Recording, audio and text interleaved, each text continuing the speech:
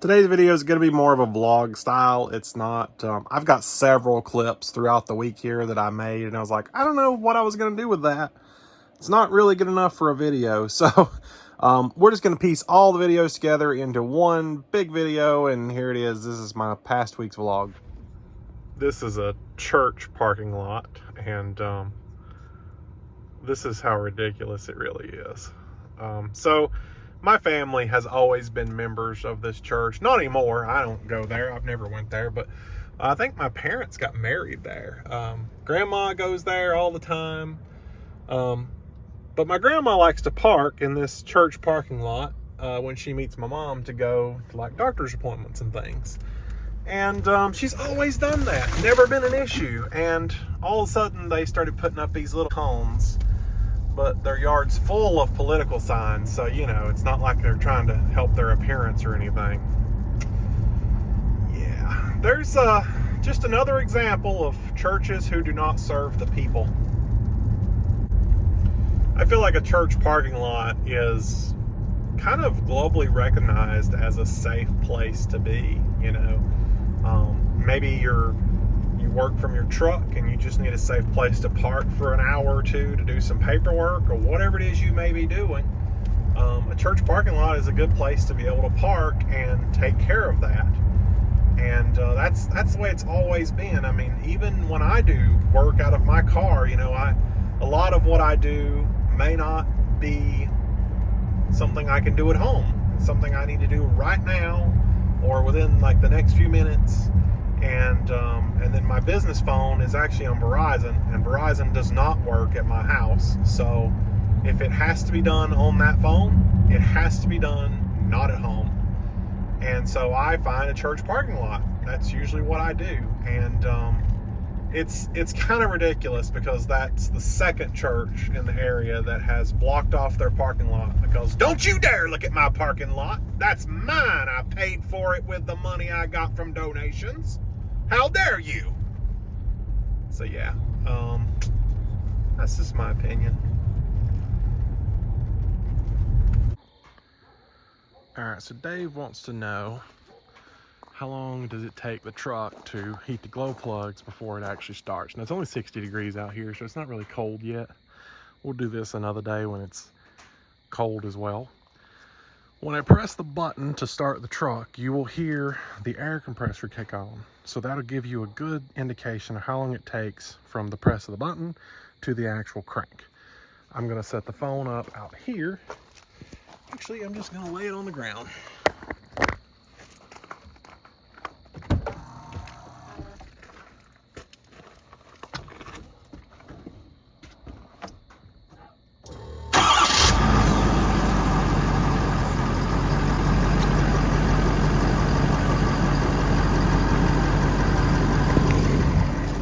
So not long at all, but like I said, we'll do it when it's cold and get a better indication on that.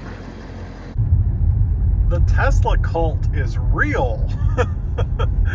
I posted a video a couple weeks ago about how my Model X is just having some problems, you know, problems here, problems there. I'm showing you a problem right now. I am not full accelerating and full regenning, but as you can see, that bar is not moving. This is a common issue with the car, and a factor of, you know, software reset usually fixes it. Not a big deal. But I posted a video just kind of outlining the different problems that I'm having with the car, and I'm a complainer, according to some commenters who tell me that I didn't pay $160,000 for my car.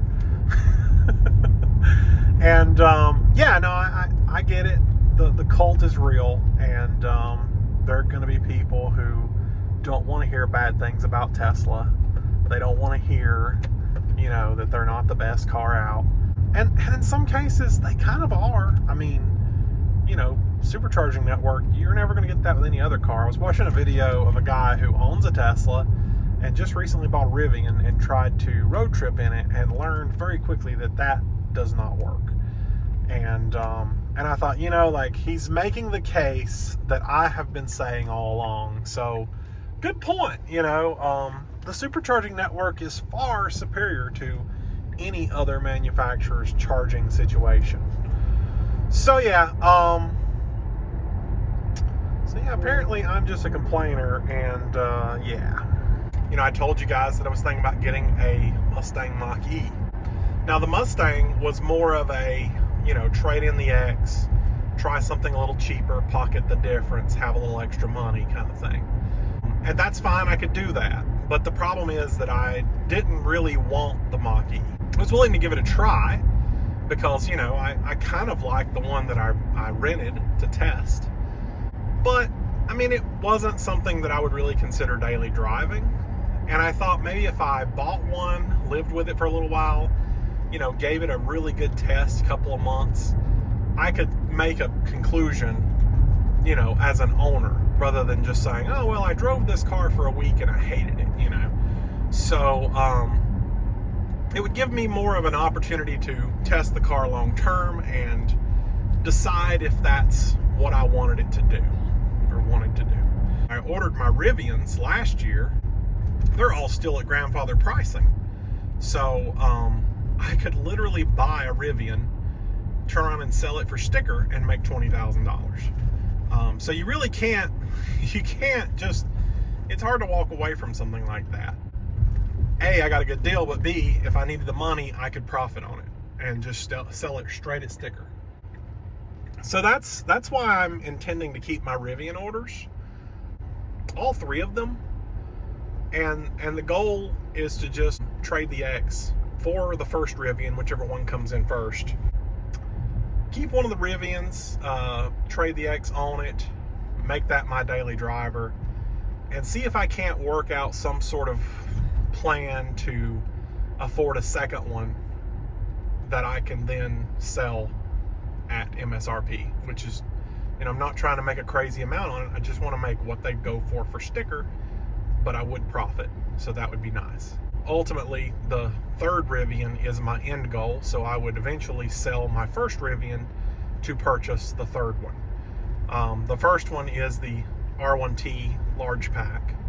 The second one is an R1S, and then the third one would be the R1T Max pack. So the end goal is to get the Max pack. Let's talk about all the cars that I have ordered and what I plan on doing from here. So you may know that I ordered the Chrysler 300, the final one that they're ever going to make. I had considered canceling it, but I think I'm going to just leave it for now because it is the last chance I will get to own a Chrysler 300. I don't know. We'll see what happens. I don't really want to trade the X on it because I wanted to keep something electric. But the one thing that I go back to is, this is the last 300 they're ever going to make. If I can somehow come up with the money to stick that in a garage somewhere, what's it going to be worth in 10 years, especially if it has really low miles? So it's more of a potential investment than it is. Plus, I would really like to own it. It is the last Chrysler 300. It was my favorite car. It really is an investment opportunity. I'm not sure if I'm going to make it happen, but I want to try. To the very least, I want to try. So I had told them to cancel the order, but I think I've already told them now to just hold off. Just don't cancel it. Let it come in. Let's see what happens. If I can't afford it, then I can just cancel it at that point, and they'll have a nice new last edition 300 to sell. And if I can, then I want to try to make it happen as most quickly, best as possible. I ordered the Mustang Mach-E, and I have canceled that. I have already received a refund for my deposit. Like I said, it was not something that I was sold on. I'd like to try it for a little while and see if I liked it, but I don't have disposable money to just throw at stuff like that right now. So Mach-E is a no. Keeping my Rivian orders, obviously, because I intend to try to get all three, if not at least just one, and then trade for the Max pack when it comes out. So that brings me to my last vehicle that I had not yet mentioned on the channel. Just before my business went to the crapper, I had ordered a 2023 Ford F450. I did the 350 last year, and I wasn't real sure. I debated between 350 and 450 for months. I picked the 350 because, the tires would be cheaper. They would be easier to find. It would ride smoother. I mean, there were several factors that got me into the 350 versus the 450. I thought about it for a long time. I debated. I finally came to the conclusion that, it was going to be worth my while to go 350 versus the 450. That's what I did. And I don't really regret it.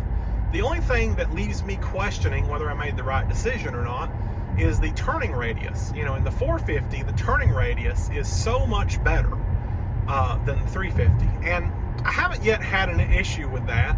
However, I haven't really towed anything major. I mean, I've got that big trailer, and it was a bit of a challenge to try to park, but it is a 30-some foot trailer, and I don't have a whole lot of room to park it. So that may have been partly my fault.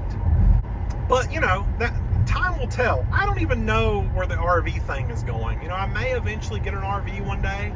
It's a lot cheaper and more achievable goal than building a house right now. But I also really want to build a house. We were set on this, we were going to do it, and it's gotten put on hold once again. So that's all that is TBD. I went back and forth with the 350, 450 debate. And I thought, maybe I should order the 450, give it a try, see if I like it. We're right back to is this a long-term vehicle? No, it's probably not a long-term vehicle. And when my business took a major cut, I realized that, I really shouldn't buy something that's not going to be a long-term vehicle. Keeping my 350 is definitely an option because, why wouldn't you?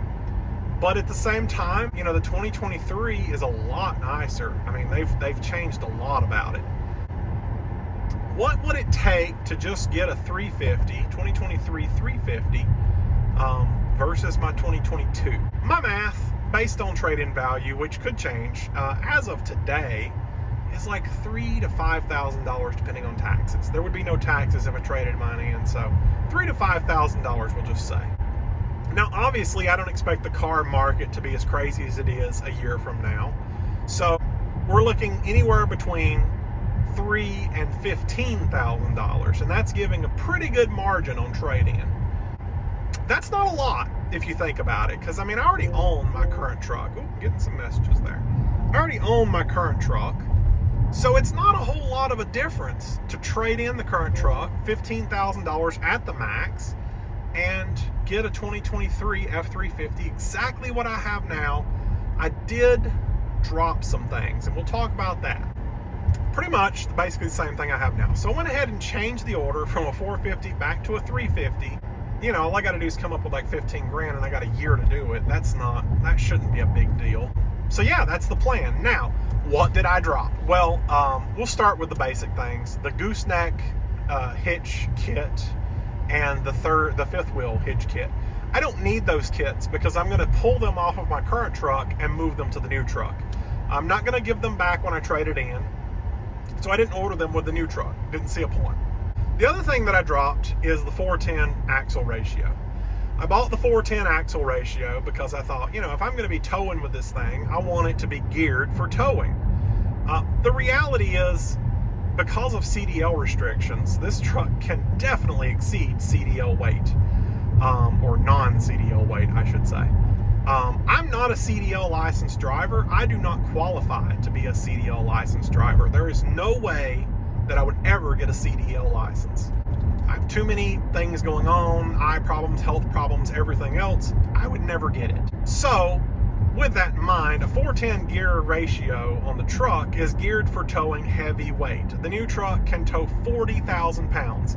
There's no way I will ever tow 40,000 pounds. The only way I could legally do that is if I bought a 40,000 pound RV, which I don't think even exists. I don't think you can get them over 30, and that's really like luxury models that I can't afford. So, I don't think I need that. So I bumped it down to a 355 ratio with the limited slip. I think that's not only going to help my gas mileage or diesel mileage, but really, who cares? I'm not pulling that much weight. At the maximum, legally, I can pull, including the weight of the truck, 26,000 pounds. And, that you have to account for that with your load. But, you know, I think a 355 axle ratio can do that no problem. So we're getting a little flicker here. That's nice. But anyway, I dropped the 410 for a 355. Still doing the dually. Everything else is the same. They don't have I don't know what the color was I bought last year now. Atlas blue. They don't have Atlas blue anymore, but they do have that new azure gray, which looks blue in the sun, and I really like that. That is the color I ordered. Everything else is the same. Hopefully, cross my fingers, this time we do get the multi-contour seats, because my current truck had that option dropped off. It's the only option that it didn't get because of supply shortages, but didn't get it, and the dealer was like, man, you don't know what you're missing. I'm like, well, we'll try again next year, I guess. So that's what we're doing. And hopefully I can make a video series comparing the 22 to the 23, maybe show you guys anything you want to see about the 22 before it goes, and of course anything you want to see about the 23. I got my order in very, very early, so should be one of the first. Well, it is a job 2 order, so I guess there's that, because it is a limited. Sticking with the limited. So, you know, there will be ones delivered before mine, but mine should be close to the front as far as the job 2 orders go. So anything above Lariat, mine's going to be in that section of orders. So, yeah, let me know if you're going to see anything. Anything you want to know about the 22 before it goes. I did get a request to do a glow plug timer, I guess. I made a video on that at 60 degrees outside, and we'll do it again as the temperatures drop and as the wipers think that it's raining, but it's kind of raining, but not really. Not that bad. Anyway, I will see you guys next time. So this is where we're at now. Grass is still growing pretty good. Our contractor came and put up this pole here for temporary power, which we have now put on hold because there's no point in any power being put in here. The bald spots are filling in nicely, so they're just kind of growing themselves.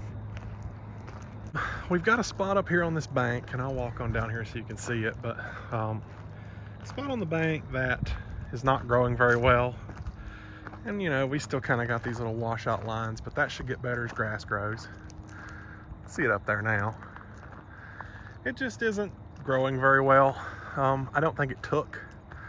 So the grass seed guy is going to come back and redo all that.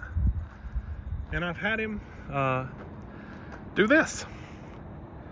Just fill in where the garage is supposed to go.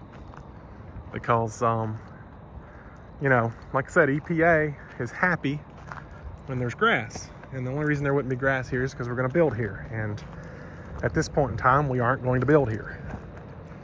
So I'll get this taken care of so that we can at least be in pretty good standing with the EPA.